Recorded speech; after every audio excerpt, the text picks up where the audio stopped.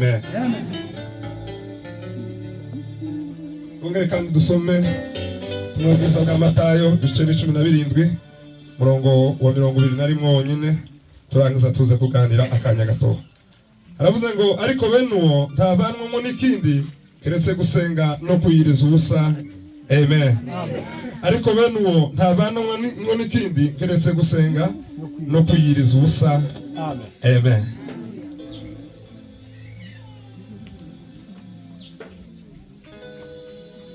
Fashaka kazi ndaruse ko ongeraho gato tugiye kuganira ijambo ry'Imana. Yego. Uwo tutavuzeho ntabwo ariko twabyirengagije nuko umwanya ari mutoshye, ariko Imana ibagirire neza. Ikindi cya kabiri tekereza ko iri torero niyo ryadutumiye kanya turaje mu gitaramo rusange, dufite urwenze rusa naho rusobekeranye n'urundi muri iki cyumweru, bishoboke ko ejo mu gatondo dushobora gutaha.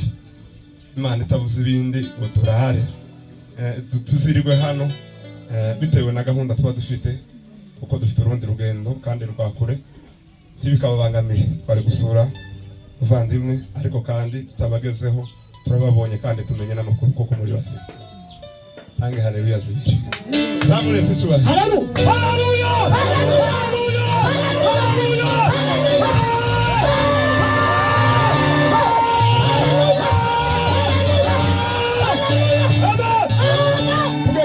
Umwanya mutoya. Yego. Natekereje ko turi buganire hejuru y'inkingi zine zazikomeza umukristo kandi akagera kure. Yego. Buriya birashoboka ko umuntu yokomera ariko ntagere kure. Iyi nzu twatubona hano hari urwego yogeraho kubera ko ukabona irakomeye, ariko bongeye kandi kwizamura idafite inkingi yoriduka. Ariko nakeneye ngo tuganire inkingi zo mu mitima, apana zino zisanzwe. Hari inkingo ziza zifata amazu agakomera, bakubaka etaje 6-7.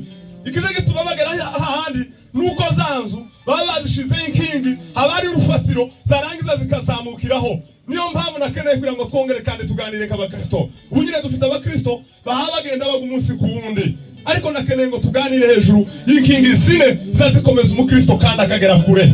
Hariho gukomera ariko bakaba no kugera kure. Kingi ya mbere nukumenya ukuri. Bibiliya yatubwiye ngo Yesu ajana n'abayuda bamwemeye, abana bari bamuhakanye. Abayuda bari bamwemeye, ariko ngo abarebe mu mitima abona abo bayuda bajanye nawe ntibarakamumenya neza. Arangiza ababwira ijambo rikomeye, arababwira ngo muzamenye ukuri kandi ukuri ngo ndiko kuzababatura. Baramubaza ngo se ko tutigeze tubimbata na gatoya, turabana ba Aburahamu ko ntaho twigeze tubimbata y'umuntu wese, none niki gitumye uvuze ngo tuzabaturwa? Arababwira ngo mwebwe ntabwo ngo mukomoka kuri Aburahamu, ahubwo ngo mukomoka kuri so. Baramubaza ngo se data ko tuzi ko ari Aburahamu, undi data dufite ninde? Arababwira ngo ibikorwa byanyu bigaragaza so neza uwo ari we. Bakomeza kumugendaho ngo yamabwira se adashiye hirya, arababwira ngo so ni Satani. Umuntu wese ugikora ibyaha ngo bari imbata y'icyaha. Ubundi imbata Bibiliya iravuga, usomye hariya umurongo wa 5, haravuga ngo imbata ngo ntiba mu rugo iteka, ariko ngo nyiri rugo umwana ngo ni uzuruba mu iteka ryose. Buriya nitubaturwa n'umwana wayo Yesu nibwo tuzaba bigishwa biwe nyakuri. Amen. Musumwe Pawulo yageze muri Atenayi ngo asanga abantu basenga. Bene data, hari igihe dushobora kubona ibitangaza by'Imana ariko tutaramenya Imana. Hari igihe dushobora kuba mu materaniro ariko tutarakabona Imana. Hari igihe dushobora kubona imirimo y'Imana ariko tutarabona mu maso h'Imana. Pawulo wahageze yasanze ngo Abanyatenayi ngo bafite ibintu bibiri, ngo bashushaga inkuru kandi ngo bakavuga n'ibyadutse. Wahageze ngo arazunguruka mbere y'uko bwiriza, ngo agera ahantu hose ngo asanga ibicaniro zubaswe, ngo ibyo bicaniro ngo bari n'ibyo basengaga. Kandi icyo gihe ngo hariho n'ikindi gicaniro ngo cyitwa ngo n'Imana itagira gute itamenywa. Arababwira ngo iyo musenga mutazi, iyo niyo naje kubabwira. Arababwira ngo ntiba mu nsengero zubaswe n'amaboko y'abantu, iyo ngiyo ngo niyo yaremye isi n'ijuru, iyo niyo naje kubabwira. Kubera ko bari bafite icyo batazi kandi bakaza bahudumiya, bakaza bakora amayitaji ariko batarakamenya Imana nyakuri. Amen. Birashoboka ko abantu bo barabonye ibitangaza by'Imana. Abantu bo barabaye za Mirimba bakabona ibitangaza by'Imana, za Zura bakabona ibitangaza by'Imana, ariko batarakamenya Imana by'ukuri. Abanyesiraheli igihe bari bavuye mu gihugu cya Egiputa baraje babona ibitangaza by'Imana. Imbere yabo kumanywa igicu cyarabayoboraga, nijoro inkingi y'urumuri kabayobora, babona ukuboko kw'Imana. Ngo bagere ku nyanja itukura Mose akora igitangaza, babona ukuboko kw'Imana. Bagere hakurya Miriyamu araririmba, ngo arangize kuririmba ngo abantu bose bararirimba baravuga ngo ifarashi ngo nuwo yarihese ngo byose Uwiteka yagize gute yabiroshe mu nyanja. Ngo bagere mu butayu babona ukuboko kw'Imana, barya ibyo kurya batahize, barya ibyo amazi baticukuriye yari kwava mu rutare, ariko umunsi umwe baribagirwa. Munsi bose yazamutse umusozi, bari ku musozi yagiye guhuduma, yagiye gushaka ubwiza bw'Imana. Agitinzeyo ngo abantu baraza begera Aroni, baramubwira ngo Aroni we wadukoreye Imana ko kujya Mose wavuze tutazi iyo yagiye, ujya wadukuye muri Egiputa tituzi iyo yagiye. Ngo Aroni babwira ngo abakobwa babo n'abagore ba ngo nimukatura amazahabu mukure n'ibintu byose ngo byizahabu ngo mubizane, bafata ikintu c'ikimasa ngo arangize ngo agishiraho. Kandi abo nabari bagize nabari babonye ukuboko kw'Imana, bari babonye ibitangaza by'Imana, ariko bari bataramenya Imana iyo ariyo hakika. Ngo arangije gukora icyo kigwamana, ngo arangize ngo atanga itangazo, arabaza ngo yubaka igicaniro. Icyo gicaniro ko yubaka n'iki? Ni cyaca kimasa. Dufite abantu babonye ukuboko kw'Imana, ariko kandi bakica isunga ibimasa, ibigwamana, bafite ibigwamana mu maso.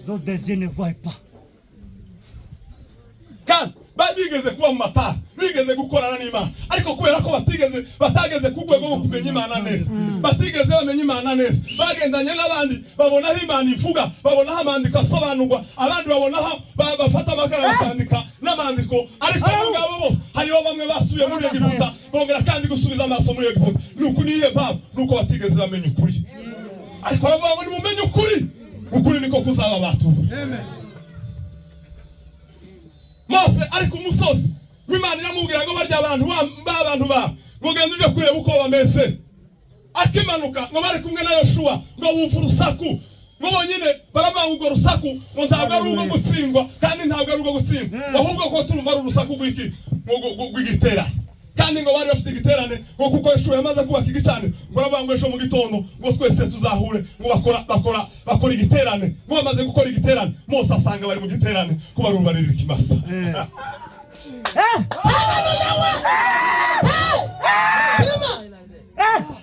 Birababaje cyane kubona abantu bigeze babona Imana ivuga bakabihamya, ariko kandi umunsi umwe bagahindukirira ibigwamana we.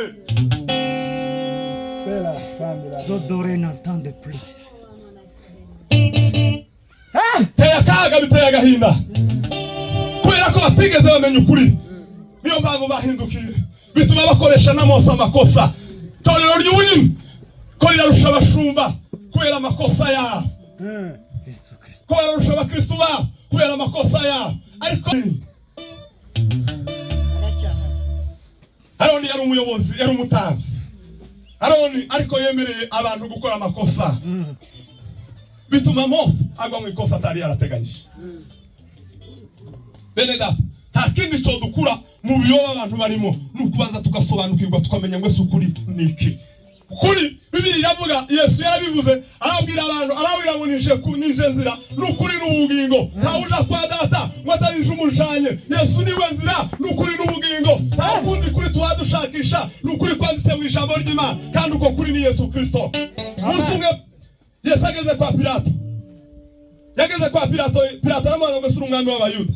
Aramubwira ngo wakabimenye ko ndi umwami w'Abayuda, kandi ngo icyo umwana Yesu yavukiye ngo kwa kuzagira ngo yamamaze ukuri, ngo ukuri bose bamumenye. Ngo Pilato aramubaza ngo ese ukuri niki? Ngo Yesu ndiyamusubiza ngo kuko ukuri kwari guhagaze imbere yiwe. Yesu nakwicana imbere azoguha ikindi ki. Haleluya. Ko yitangaje yivuze ukuri ni Yesu, nta wundi twaduhamya. Yesu yashanye n'abigishwa biwe. Umunsi umwe ngo baragenda bageze muri Kaisariya ya Filipi, ngo bicaye Yesu arababaza ngo umwana w'umuntu ngo bazabanitande. Abo n'abantu bari barabonye ibitangaza pastor, bari barabonye imirimo y'Imana, bari barashanye muri makaritsiye babakiza abantu. Ngo arangiza aricara arabaza ngo ese none umwana w'umuntu bazamwita ngo ninde? bamwe bamavuga ngo ni Yohana Umubatiza, abandi bamavuga ngo ni Eliya, abandi bamavuga ngo ni Yeremiya, abandi ngo numwe mu bahanuzi tuzi nimba ari nde muhanuzi bavuze.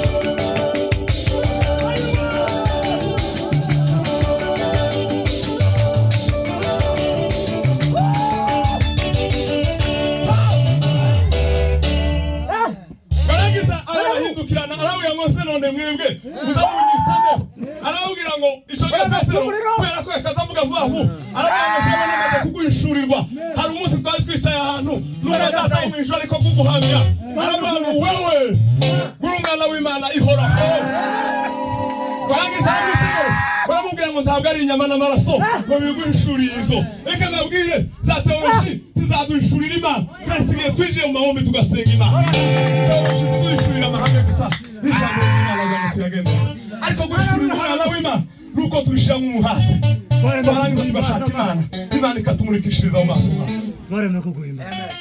Amen. Haleluya. Abantu bamenye Imana ntibazayivaho, bituma intumwa zitigeze ziteshuka nuko bari baramenye Imana neza. Iyo twamaze kumenya hari iwacu aheruka kuza muri uyu mwaka ushize n'umugabo kandi yari umurevera hari iwacu aje mu bihugu byo hanze warangise ageze hari aratubwira ngo ibi byose turimo kwirirwa dukora nkozo mahombe ngo ibi ntabwo bigezweho. Aratubwira ngo Dawudi ngo ntabwo yari umukiranutsi ngo yari umwicanyi. Aratubwira ngo Eliya ngo ntabwo yagiye mu ijuru. Mureke mbabwire ko hariho abantu bakeneye ko badukura ku misingi twari twaramenye kugira ngo badushire ku yindi. Niyo mpamvu muza mwumva inyigisho z'ibinyoma kandi mu gihe cy'imperukaho zizaba nishi kurenzaho. Uwo amatubwira ngo bigiye akaza tubwira ubwaro ngo shage ngo yari ataramenya neza. We yari ataramenya. Baragaza Yesu. Utaramenya ukuri we. Aratubwira ngo Eliya ngo ntabwo bazamutse kandi Bibiri zivuga ngo Eliya ngo yazamukanye n'amagare n'amafarashi ngo Elisa yavuga ngo Uwiteka Imana yacu ngo yazamukanye Eliya n'amagare n'amafarashi bagiragaye ariko yamatubwira ngo ntabwo yigeze agenda kuko nta munyamubiri uzobana n'Imana. Umbe za logique zaba bidashobokera abana baba kumana birashoboka. Haleluya. Kintu cya kabiri cyitwa gukorera Imana. Kingi ya kabiri izituma umuntu ava ku rwego rumwe akinjira ku rwego rwa kabiri ni ikintu cyitwa gukorera Imana. Gukorera Imana Bibiri iravuga ngo muvuge ko abakiranutsi bazagubwa neza kuko bazatungwa n'imirimo y'amaboko yabo. Ngo ariko abanyabyaha ngo babonye ishano bazagubwa nabi kuko bazagubwa nabi kuko bazahembwa ibihembo byo bakoze. Buriya gukorera Imana bidukura ku rwego rumwe bikatwegereza Imana. Buriya twagize ubuhanya bukomeye cyane. Jabone nako soma amateka y'abamissioneri bigeze kugera mu gihugu cyacu ari Bukavu ahantu hitwa Kaziba. Bahageze ngo basanga hariho abashingo bazikuramye Imana neza ngo kandi bakazaturira ibigirwamana ngo bakabiturira neza bagatanga amaturo neza bagakora neza ngo barangize ngo bahageze babigisha gusenga babigisha kuririmba babigisha no kubwiriza ariko ikintu cyitwa gukorera Imana ngo ntibakibigisha bahora mu gitaramo ariko gukorera Imana kuko ngo batinyaga ko niba bakingurira ibanga ryo gukorera Imana ngo bazabaruta bazazamuka. Ngo barangize bababwira ibyanditswe bibiri cyanditswe cya mbere barababwira ngo biragoye ko umutunzi bazinjira mu bwami bw'Imana.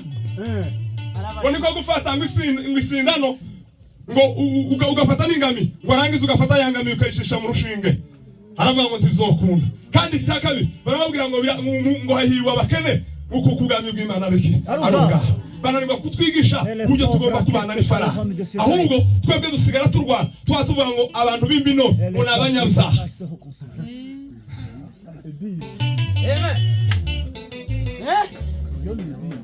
Izi njiri twari ko turwana nabo nukuvuga ngo batubwiye ubutumwa ariko basigama akadosi. Baravuga ngo abantu babimba ino hakika tukaziryamaho abandi bakazitora ico gege mugire ngo bakazatwigisha gutyo babatora inoro bakazija bakaza bazisigase. Ariko ko twari duhumye baravuga ngo nibahumuka no mu gukorera Imana bazabibirangirije. Imana ibamenye ibahishurira ibintu bikomeye. Ico kintu bashaho urubariro n'ubu nyine turabishuka. Turacari subiramo cyo gituma tudafite ibirangirire n'ubwoko bwacu bihabikorera Imana ku rwego rwo hejuru. Ariko umunsi twahumutse amaso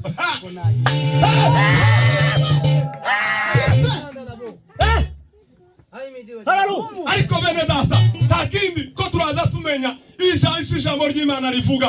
Yavuga ngo umuntu ukoko gutanga ngo ndikuzigera gukena. Igituma dukenye nuko duhora dupfunyitse tugahera dusabiriza. Ariko umunsi twatangiye gukorera Imana izakingura imiyoboro y'imigisha kuri twebwe. Buno ubutumwa bwiza bukise. Ntabwo tuba dushaka ifaranga. Ariko kumenya ukuri warangiza ugakorera Imana byuzuye. Iriya twari tugira urusengero rumwe rukagira imyaka 11 rutaruzo kandi dufite abagabo bafite inga 100 ariko bakananirwa gutanga ikimazo kugira ngo inzu y'Imana izamuke bakanga inzu tukayubaka twatangira mu fondation ibihuru bikama bimeraho kandi tutakenye kazatanga inkoko twaje gutangira Imana tugashaka utumasa zanyina zataye akaba ariko dutangira Imana. Ngo nibwo buhanya tugifite n'ubunye twatunanirwa kutuka. Kanya twari kutuganira na bene data barambwira ngo se ngo ninkiriye turi umuntu yotanga. Abaye ngo nijyati guse mu mutima gusa. Naho 500,000 nuko badutoje. Haleluya. Ngo n'umwuka udakomoka ku Mana n'umwuka wakomotse kuri Satani. Kugira ngo tuze gusoza ikintu cya gatatu no gusenga no kuyiriza.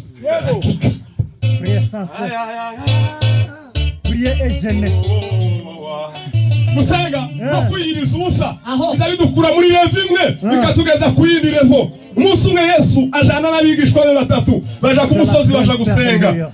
Bahageze ngo bumva ubwiza bw'Imana babona ngo Yesu atangiye kurabagirana. Uwo munsi ngo bari ku musozi bariko basenga Imana.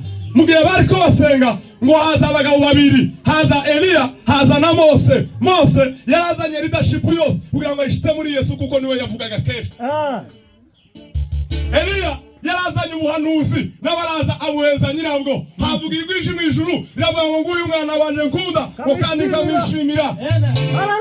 Warangije ngo Petero atangira kuvuga amagambo yibagirwa ko bagenzi be basigaye mu makarice baba bakora akazi kandi akazi bariko bakora niko nashatse kugira ngo tuganire. Ngo barangize gahunda zose zirangiye ngo baramanuka bigiye ngo barye bari basigaye muri karice. Umurwayi umwe umugabo umwe yamazana umwana wiwe warwaye baramuzana ngo muterera mu ntumbi mu cyumba bari ngo bakubita zaruka barasenga barasenga igihe basenga ngo Yesu abahageze. Yesu ngo hagere ngo wa mugabo araza yamabwira Yesu ngo nazaniye abigishwa bawe ngo umwana kugira ngo bamukize ngo kwekaza twari gishu ngo ntibabishobora.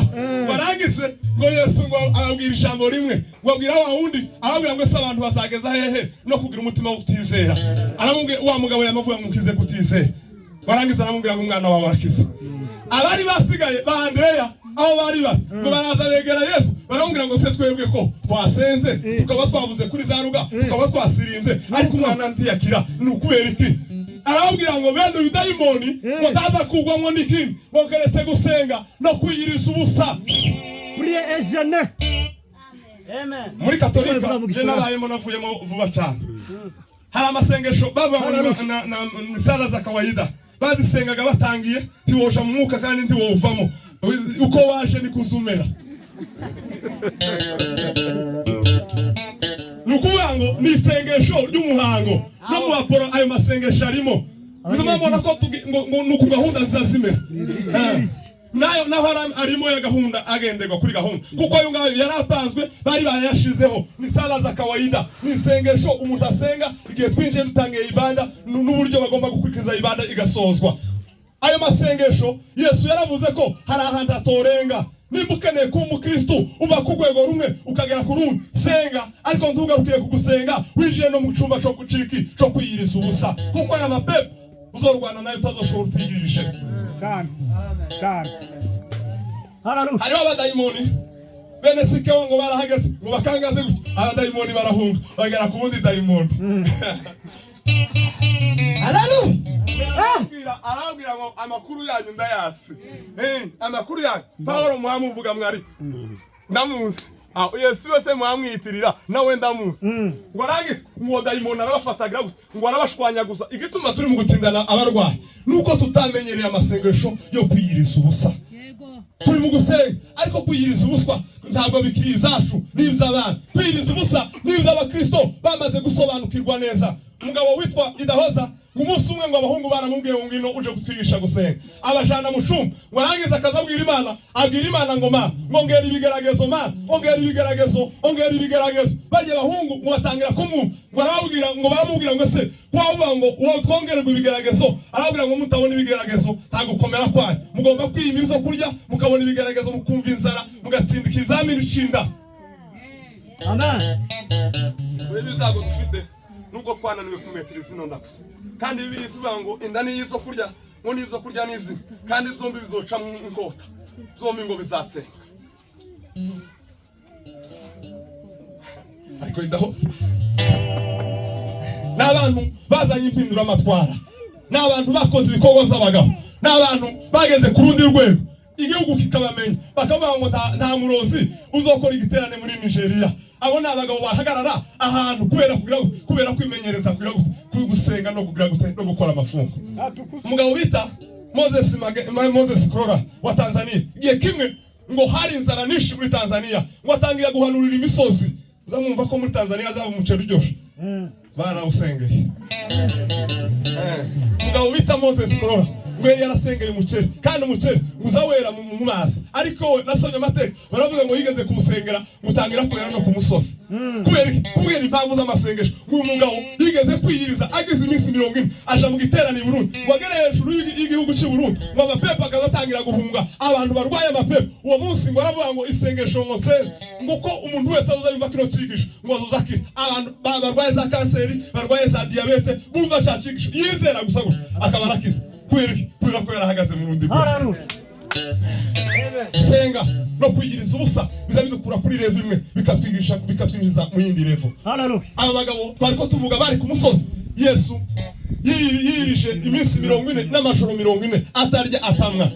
Ba Mose nawe yabikoze gutyo, ba Eliya se bari bihangange by'Imana. Abo ngabo nibo tugomba kwigiraho, kuko nibo bakurambere bacu tugomba kwigiraho uburyo bwo gusenga. Amen. Kintu cha gatatu chaka no kugira ubwenge. Tena asimeri de desastre. Ubwenge nico kintu Bibiliya isitindaho cyane. Umunyabwenge Bibiliya isimutindaho. Buriya kurimbira Imana muri korali birasaba ubwenge. Bibiliya izavuga ngo umuntu nabura ubwenge uwo nzamureka, kandi ahantu atari ubwenge hazabaho intonganyi. Ariko kandi ikintu nkeneye kubabwira abakristo bene data, umushumba, umuntu nawe umushumba agomba kuba afite ubwenge, niko Bibiliya ivuga ngo afite ubwenge bwo kwigisha neza.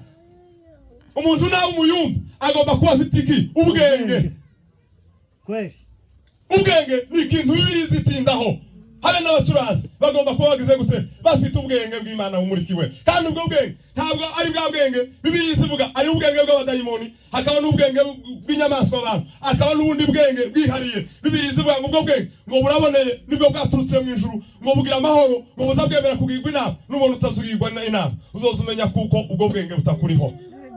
Ngo tibugira ishari, tibugira ubujyaje, ngo tibugira uburyari, tibuzabwirari, tibwihimbaza, tibuzabutekereza gukora ikintu.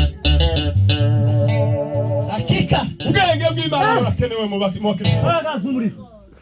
Mugabo bita Natani, Imana yaramubwiye ngo nguhaye uhanuzi, genda ushirire Dawudi iyi message, kuko Dawudi mweri yasambanye, mweri yifuje umugore w'abana wa Uriya, ngo arangiza aramusambanya. Habe muri ijoro ngo Natani umuhanuzi ngo aryamye, ngo Imana iramubwira ngo shirire iyi message uyiheze umwana.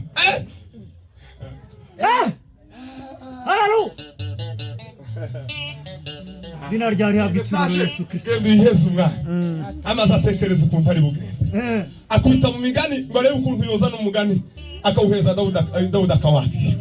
Akubita mu buryo ari bushika akabubwira ngo Dawudi wasambanye. Abona ntibivamo. Kuko igituma abantu benshi bafite amashakubiri n'abandi n'abahanuzi nuko babujana uko budakwiriye. Ariko ngo aragenda aramubwira ngo hano mu mudugudu utuyemo. Mumviki gitanga. Wana umudugudu utuyemo ngo harimo abagabo babiri, umwe ni umukene bafite akagazi k'intama. Biyagiye kurya aza kazana bagasangira. Iyo bagiye kuryama ngo aza agashira mu gituza cye ukakamwera ku nkongoreye. Wakaba n'undi w'umutunzi mubwira ibintu bitagenda, ariko ngo umushitsaza nijoro ngo agenderera wa mugabo ufite ubukire bwinshi. Mwageze we amatuma abagaragu be arababwira ngo nimugende mufate mukakagazi k'intama kawa mukene muri mukaza ngo tukabagira umushitsi. Uwo mushitsi se Dawudi yari yageze n'uwe timumuzi se tuzomuvugaho nitugaruka. Samure se cyo haleluya. Warangize yakoze gikomeye, warangize ngo aramureba aramubwira ngo uwo muntu tuba tuvugana nawe, uwo muntu atuye muri ikarite. Dawudi ngo atora inkoni ngo akubita inkoni hasi. Iriya abasaza biwacu iyo bajaga guca urubanza bakazabanza bagakubita inkoni hasi kugira ngo barebe neza ko ibintu bimeze neza, kuko inkoni isobanura ubuyobozi. Warangize akubita inkoni hasi aravuga ngo ese Bibiliya ivuga ngo arabanza ararakara kubera ko yari yumvise ibintu bitandukanye. Warangize baravuga ngo ese uwo muntu ari hano nyoboye. Aravuga ngo uwo muntu icyambere agomba kugira gute gupfa. Cyakabiri bagomba kugarura wa mwana mw'inshuro 4 akishura amande wa mwagazi w'intama wakawishura inshuro 4. Natana aramureba aramubwira ngo Dawudi we uwo ni wewe. Barangije kuvuga ayo magambo ngo Dawudi yikubita hasi aravuga ngo yemewe ngo mbonye ishano. Aravuga ngo se nukizwa gutena inyama y'umuntu. Yego. Atangira kwihana. Hari abandi bari kuvuga ngo se twe batubonye hehe. Ngo bashake abatemu. Ariko Yesu tazarinda ngo abone abatemu. Yesu tazashaka ngo abatemu. Yesu ntiyoshaka papa. Azareba mona kanyegera kirawo bakakareba ku rutare rw'irawo iriya munsi y'isi azakabona uko kakagera. Nubwo abantu batumenye uko uteye, ariko Imana izi gusiriveye buri munsi, izimenye uko wiriwe, izimenye uko waraye cyangwa wavuye mu wabo. Imana yari kukureba kuko yitwa ubwenge. Imana yacu ni bwenge, nta kundi twoyivuga ni bwenge. Haleluya. Dawudi watangira kwikubita hasi, Imana iramubabarira nubwo washirwa rubanza. Ndakwemerera ikintu kimwe, uwo mwana atazobaho ariko wowe uzabaho, ariko kandi zahagurutsa ibyago mu nzu yawe. Ubanza ubibone bibanze bikuvuvuze. Ngota izahaguruka mu muryango wawe. Abana bawe ngo bazasambana bamunone bariko basambana n'abatamaye kubera ikibazo kimwe. Buri Imana yashobora kudukiza ibyaha, ariko ingaruka zazo wari umunsi zizogaragara. Ingaruka z'ibyaha bakristo bene data, kugira ubwenge ni ikintu cy'ingenzi. Itorero ryose rigomba kuba rifite abanyabwenge. Igihe Imana yari igiye kubaka ihema ry'ibonaniro, we yashatse abagabo b'abanyabwenge b'Abisirayeli ngo nibo Imana we yahaye Mose. Biramubwira ngo wewe ndaguheza abagabo bafite ubuhanga n'ubwenge ngo bazabasha kugira gute ubwenge ngo bazabasha kugukorera ihema ry'ibonaniro. Itorero rikeneye abanyabwenge, nitagira abanyabwenge ntaho rizagera. Ariko dukeneye abanyabwenge mu bakora kugira ngo batume dutera imbere. Dukeneye abanyabwenge mu bashumba kugira ngo tubone itorero rifite amahoro kandi rifite iterambere. Dukeneye ibintu biri ku rwego rwo hejuru ariko bikozwe n'abanyabwenge. Haleluya. Soreje ku mugabo bita Salomo. Musi umwe ngo yibwira inama ngo amaze kumenya ko Imana imusingirisha ubwami. Aravuga ngo Mana wahaye data ubwami ngo arahirwa, ngo none wahisemo ko nanje umwami wa Isiraheli. Ngo arazamuka ku kanunga ngo karengeye ubundi kitwa ngo ni Gibeyoni. Ngo ageze mu kanunga ngo atamba ibitambo byinshi, ngo arangije ngo n'ijoro aryamye ngo Imana iramugenderera. Amen. Umva kaka Imana mimugendereye nijoro biramubwira ngo saba icyo ushaka. Kandi kuri umuntu asinziriye hari ibintu umuntu atazapfa kumenya, ariko ngo icyo gihe abwira Imana ngo Mana nkeneye kuko umpeza umwuka w'ubwenge n'ubuhanga. Imana ihimba. Haleluya. Imana yamubwira ngo kuko utasabye ngo abanzi bawe bishwe, utasabye ubutunzi, utasabye n'ibindi bikomeye, aramubwira ngo kuko bisabye gutyo n'ibindi byose bizakurikira bwa bwenge. Mureke babwire iyo umuntu afite ubwenge n'ibindi bintu byose biza inyuma yiwe. Amen. Iyo umuntu yabuze ubwenge Imana izimureka, Imana ibikura ubwenge bizabitera urupfu kubera ko wagize wabuze ubwenge. Ariko ngo Imana iramubwira kubera ko utasabye ngo abanzi bawe bapfe ugira ubutunzi bwinshi ngo nubwe n'icubahiro kuko nico turi mu kurwanira. Aramubwira ngo kuko utabisabye gutyo ngiye kuguheza ikintu cy'Imana cyitwa ubwenge. Imana imuheza ubwenge, irangije kumuheza ubwenge mu munsi umwe aramanuka kuko ubwenge buza bugaragazwa n'ibikorwa. Nuvuga ko uri umunyabwenge utazukora tutazugaragarisha ibikorwa byawe uzokora nta bwenge ufite. Aramanuka bahura n'urubanza bagakura nkota. Ubwo rubanza rwari rutaraboneka kandi ubwo rubanza ntabatemwe bari bahari. Abantu barimo kwitwaza abatemwe ariko Imana iyo nzizire yusubiza Wafashe. use ninde wamwe Arwafashe. ninde wakuru Bibiri zivuga ngo ntakuzakora ngo ntakimenyesheje abagaragu baje. Aza kubigaruka ku mugoroba. Murangize ageze ibwami bahaza urubanza rutangirira kuri banyuma 10 kuko zari zabereye muri quartier. Banyuma 10 ngo bagumve babona ntibikunda rurazamuka rugera ku murenge ngo bakubitemo ntibizakunda. Barazamuka mu ntara barakubita ntibizashoboka. Barazamuka ku mukuru w'igihugu ngo bahagere baravuga ngo twembi twari turi mu nzimwe kandi bombi ngo bakoraga umuhugu umwe bombi bari bamara ariko ngo bari bafite ikibazo cyo kuryama nabi bari bafite discipline yo kuryama. Ngo barangize umwe arabwira mugenzi we aramushinja kuko umuntu umwe azaba ushinja undi akisigura. Umwe aravuga ngo nijoro twari turyamye ngo mugenzi wanje aryamira umwana wiwe arapfa arangije gupfa yistura mbere yanje ngo atora wa mwana wanje muzima aramujana ngo arazana wa wundi wapfuye amushiraho. None rero uyu mwana n'uwaje kandi abo bari barushanye iminsi 3. Warangize Salomo wabura umuntu wo shudia wavuga ngo ibingibi narabibonye cyangwa sinabibonye. Ngo barangize ngo Salomo aratekereza kuko Salomo Imana yari yamuhaye ubwenge uyakazareba n'igisiga akamenya uko kimeze uyareba ikintu cyose akamenya uko ibintu bimeze. Salomo ni wavuze ngo ibintu byose twatwirukaho ngo nubusa gusa. Warangize arabwira ngo iki kintu mbonye noneho ni ikintu gitangaje. Ahamagara ngo umugaragu wiwe waramubwira ngo mugende munzanira inkota. Niturangize ngo duce muno mwana umwe ajana igice kimwe undi ajana ikindi. Nyina w'umwana arareba abona ukuntu inkota igiye kunyura mu mwana wiwe ngo amarasave ku mwana wiwe aravuga ngo ibyo ngibyo ntibikabeho ngo uyu nguyu niba muharira uwo mwana namara gukura wenda azomenya nyina yongera agaruke. Salomo ngo arebe imbabazi zujya mugore aravuga ngo nguyu nyina w'umwana. Mu bwenge bwa Salomo buramamara ngo bugera mu bihugu byose abantu bose ngo bamenye ko Salomo ngo afite ubwenge. Bibiri iramuhamya iravuga ngo ntabariho ntababayeho ngo ntabazaza ngo bazanganya na Salomo mu bwenge. Twakira ijambo ry'Imana.